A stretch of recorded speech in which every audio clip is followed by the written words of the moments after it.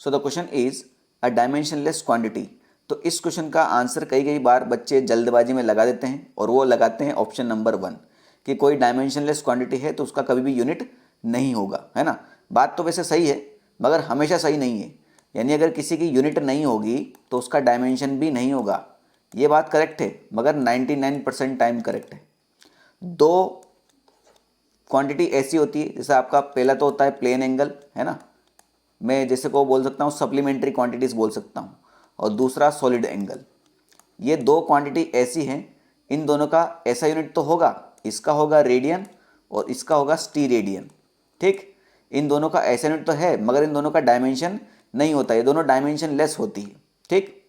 तो never has a unit तो नहीं आ सकता, इन दो क्वांटिटी में यूनिट तो है मगर डायमेंशन नहीं है, तो नेवर का मतलब कभी भी नहीं, तो ये तो पॉसिबल नहीं है ना। ऑलवेज हैज़ अ यूनिट, हमेशा यूनिट होगी, बेटा ये बात भी गलत है। हमेशा कैसे हो सकती है, देखो जैसे मैं मान के चलूँ कोएफिशिएंट ऑफ फ्रिक्शन ले लेता हूँ, तो उसका फॉर्मूला क्या होगा, F डिवाइड बाई एन, है ना, friction force divide by normal force. तो इसका यूनिट है क्या, नहीं है ना, मगर ये फिर भी डायमेंशन लेस है। रिलेटिव डेंसिटी ले लो, रिलेटिव डेंसिटी क्या होता है, density of substance divide by density of water.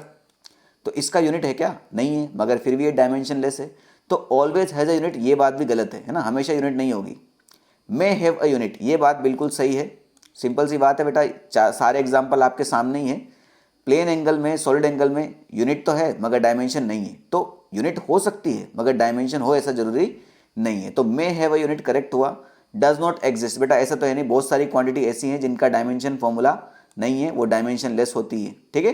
तो इसका करेक्ट आंसर आ जाएगा 3।